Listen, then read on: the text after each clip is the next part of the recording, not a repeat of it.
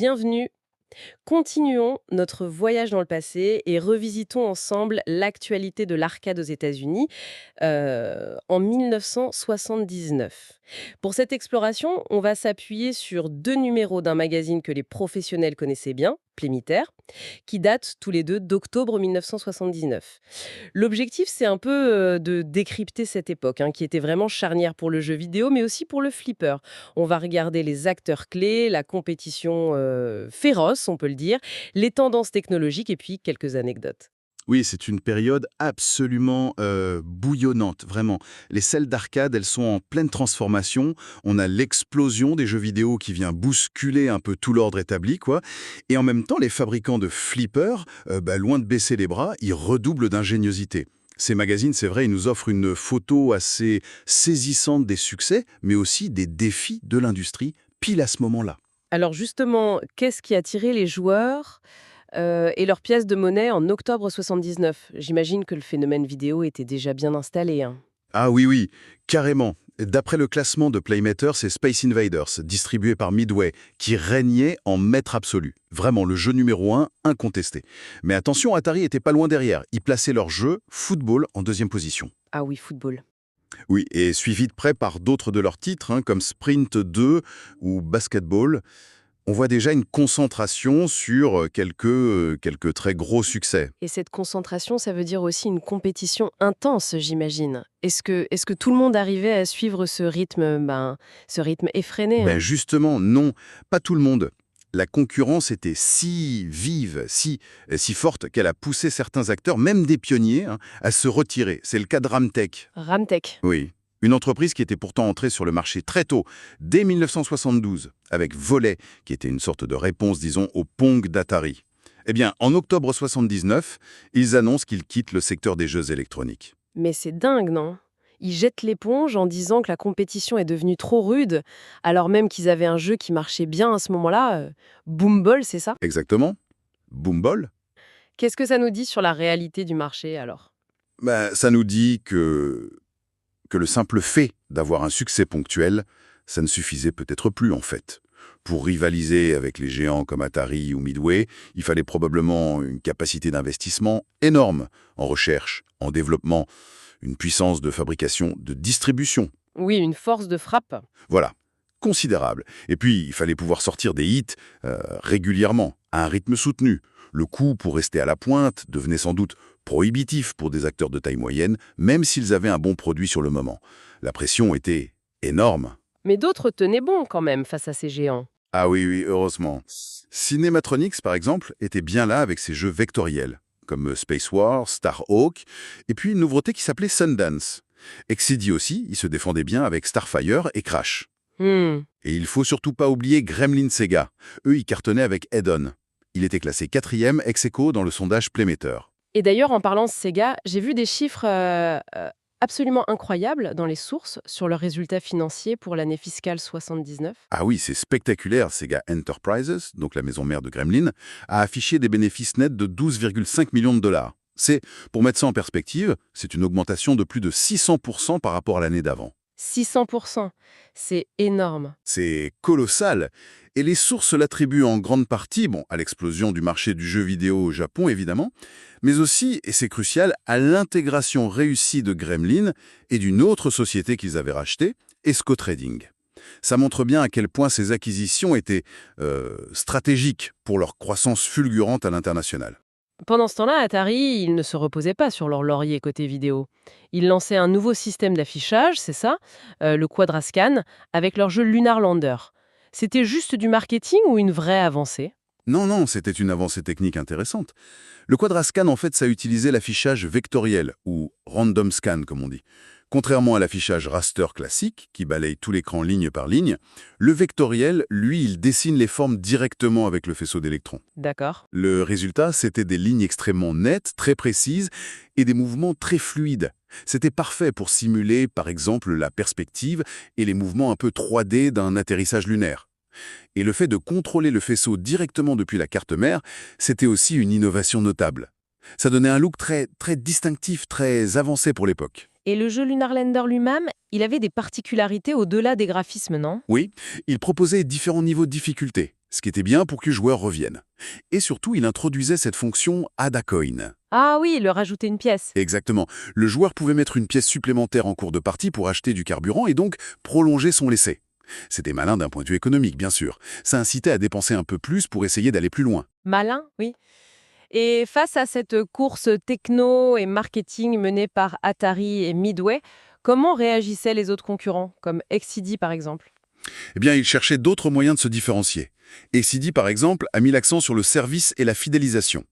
Playmeter rapporte qu'ils ont lancé de nouveaux programmes de garantie, des garanties étendues et des offres pour leurs distributeurs. Des crédits, des cartes logiques gratuites. D'accord, pour les aider avec le SAV, quoi. Voilà, c'était une manière de dire « nos jeux sont fiables et on soutient nos partenaires ».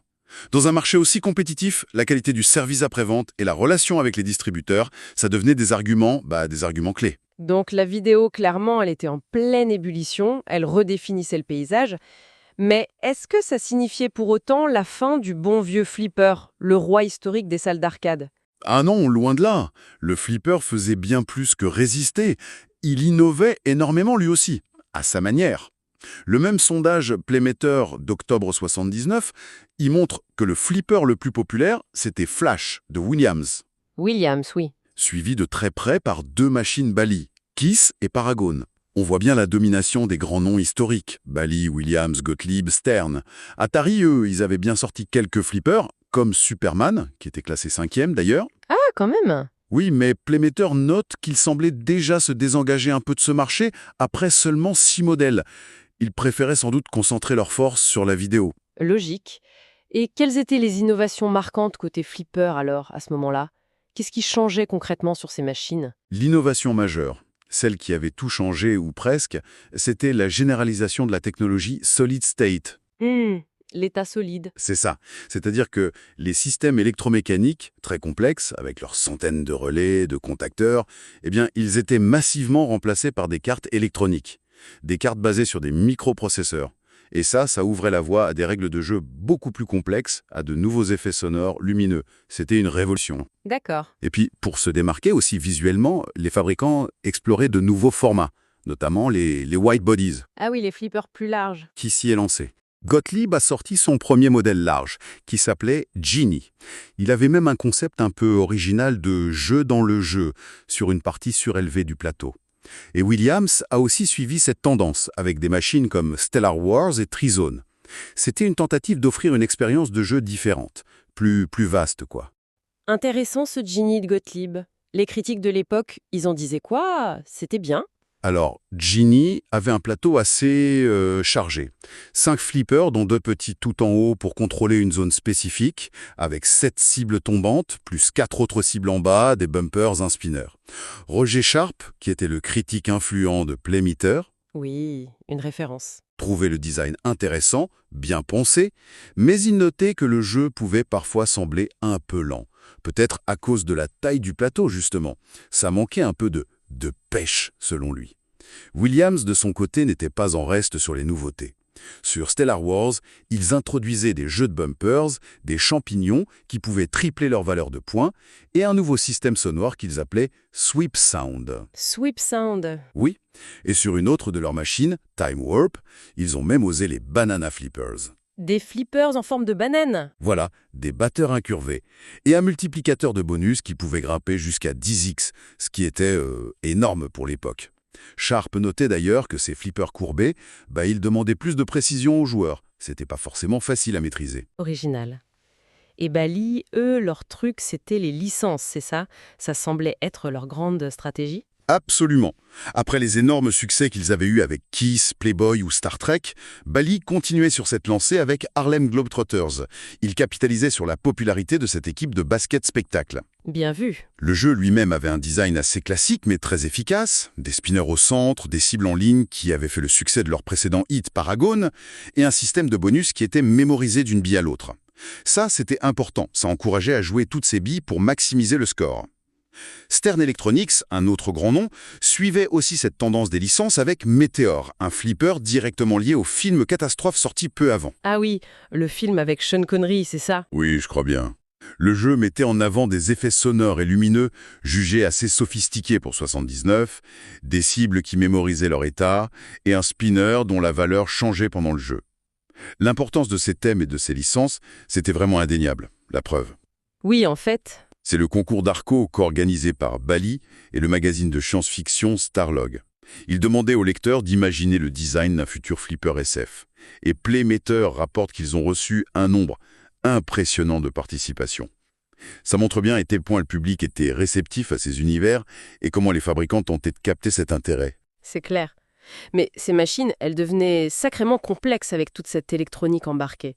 Les sources insistent beaucoup sur la maintenance, j'ai remarqué. C'était un vrai défi pour les opérateurs, hein. Tout à fait. C'était un point crucial.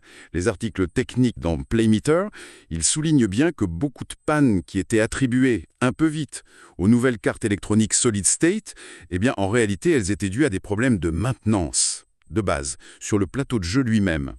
Ah bon? Comme quoi, par exemple? Des contacts de switch encrassés, des condensateurs fatigués sur les lampes ou les bobines, ou simplement un manque de nettoyage régulier. Tout ça, ça pouvait causer des dysfonctionnements assez bizarres que l'opérateur attribuait à tort à l'électronique. D'accord. Et il y avait cet avertissement qui revenait tout le temps, ne jamais, jamais intervenir sur le plateau quand la machine est sous tension. Ah oui, un avertissement vital, le risque d'envoyer accidentellement une surtension, même faible, dans les circuits logiques basse tension des cartes électroniques et de les griller, il était bien réel. Et ces cartes, elles coûtaient cher à remplacer. Donc oui, la transition vers l'électronique, ça apportait des possibilités nouvelles, mais aussi de nouvelles contraintes, et ça nécessitait de nouvelles compétences pour la maintenance. C'était un apprentissage. C'est sûr. Au-delà des jeux eux-mêmes, ces vieux magazines sont une vraie mine d'or sur le fonctionnement de l'industrie à l'époque, hein. On voit l'importance des distributeurs, par exemple. Oui, c'est très net. On voit des entreprises comme C.A. Robinson et Co. à Los Angeles qui met en avant le fait qu'ils représentent des marques japonaises montantes comme Taito et Namco, ou encore Brady Distributing, qui semble très actif sur les salons professionnels régionaux comme celui de Caroline du Nord qui est mentionné dans un des numéros. Ces distributeurs, ils étaient vraiment le lien essentiel entre les fabricants souvent basés à Chicago ou en Californie et les milliers d'opérateurs qui étaient disséminés partout sur le territoire américain. Leur rôle dans la vente, la promotion, mais aussi le service après-vente et le retour d'informations du terrain, c'était fondamental. Et les opérateurs, de leur côté, ils ne restaient pas isolés, ils s'organisaient aussi. Exactement. Les associations professionnelles jouaient un rôle important. L'AMOA, par exemple, l'association des opérateurs d'amusement et de musique, était particulièrement active. Playmeter rapporte qu'elle était en plein bras de fer juridique contre le Copyright Royalty Tribunal. Ah oui, j'ai vu ça, hein. À propos de quoi déjà? Alors, le tribunal voulait obliger les opérateurs de jukebox à fournir la liste complète des emplacements de leurs machines, pour des questions de droit d'auteur, j'imagine. Mais l'AMOA voyait ça comme une intrusion inacceptable et un fardeau administratif énorme. L'article mentionne d'ailleurs que l'association peinait un peu à récolter les fonds nécessaires pour financer cette bataille légale et elle incitait vivement ses membres à contacter leurs représentants politiques. Ça montre bien les défis réglementaires et légaux auxquels l'industrie était confrontée, même pour les jukebox. Et parfois ces défis prenaient des formes assez surprenantes au niveau local. Ça révèle une image parfois ambiguë du secteur. Oui, j'ai vu des histoires assez parlantes dans les sources Men Gaming. Au Canada, il y a un opérateur d'arcade, un certain Domenico Martino, qui se battait contre sa municipalité. Apparemment, ils avaient passé un règlement sur mesure juste pour l'empêcher d'ouvrir sa salle, alors qu'il était dans une zone commerciale. C'est ça. Et puis à New York, cette histoire incroyable d'un opérateur qui voulait organiser un tournoi de flipper pour une œuvre de charité. Et qui s'est heurté à une réglementation locale complètement dépassée, une vieille loi qui considérait les parties gratuites offertes comme prix comme des gains illégaux. En gros, ça assimilait de fait le flipper, même dans un cadre caritatif, à un jeu de hasard prohibé. C'est assez révélateur, oui, de la perception encore négative ou en tout cas méfiante que pouvaient avoir certaines autorités vis-à-vis du flipper en 1979, malgré son immense popularité. La bataille pour la légitimité, elle était loin d'être gagnée partout. C'est fascinant de voir ces luttes du quotidien, hein. Même le magazine Playmeter, il avait ses propres petits tracas, non? Oui, c'est une anecdote amusante mais significative en même temps. L'éditeur se plaint dans son éditorial des délais de livraison exaspérants du service postal américain. Le magazine, qui était pourtant très attendu par les professionnels de l'industrie, arrivait souvent en retard. Ça nous rappelle les réalités très pratiques de la communication et de la logistique à l'époque, avant Internet. C'est sûr. Et pour finir sur une note un peu plus légère et très années 70, il y avait cette folie des records d'endurance de flipper. Ah oui, c'était un truc assez populaire à l'époque. Playmeter rapporte qu'à peine un record de 228 heures de jeu non-stop sur un flash de Williams venait d'être homologué qu'un autre joueur à Philadelphie était déjà en train de le pulvériser. C'était une forme de publicité et d'engagement assez unique, très médiatisée localement souvent. 228 heures. Faut tenir, hein. Alors, si on essaye de synthétiser un peu ce qu'on retire de cette plongée en octobre 1979, c'est clairement une industrie en pleine ébullition, en pleine transformation. C'est exactement ça. D'un côté, on a la vague des jeux vidéo qui déferle avec une puissance incroyable. Elle impose un rythme d'innovation, une concurrence si féroce qu'elle met à terre des acteurs établis comme Romtech.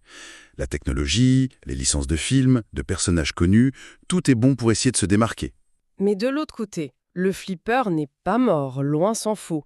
Il s'adapte, il innove lui aussi, avec l'électronique, les white bodies, les thèmes accrocheurs, le son qui s'améliore. Il se bat pour rester pertinent et attractif face à cette nouvelle concurrence. Exactement. Il résiste et il se réinvente, même s'il doit encore lutter contre une certaine image et des réglementations parfois archaïques dans certains endroits. Et ce qu'on voit aussi très clairement dans ces sources, c'est l'importance cruciale de tout l'écosystème autour des jeux vidéo. Les distributeurs, le service après-vente, la maintenance, sans tous ces rouages essentiels, l'industrie n'aurait pas pu fonctionner à ce rythme-là. C'est vraiment un instantané passionnant d'une époque où les fondations du jeu vidéo et du divertissement électronique tels qu'on les connaît aujourd'hui étaient en train d'être posées, dans une sorte de, oui, de chaos créatif et de compétition acharnée. Tout à fait. Et pour laisser peut-être nos auditeurs et auditrices réfléchir un peu, il y a une question qui émerge de cette plongée dans les sources de 1979. Face à cette cadence effrénée d'innovation et de sortie de nouveaux jeux, que ce soit en vidéo ou en flipper, comment les opérateurs et même les joueurs arrivaient-ils à suivre? Quelle était la durée de vie économique réelle d'une machine sur le terrain avant qu'elle ne soit jugée dépassée et remplacée par la prochaine nouveauté? On sent déjà poindre, dès 1979, cette question de l'obsolescence, peut-être pas encore totalement programmée comme aujourd'hui, mais fortement induite par le rythme effréné du marché, une vraie course en avant.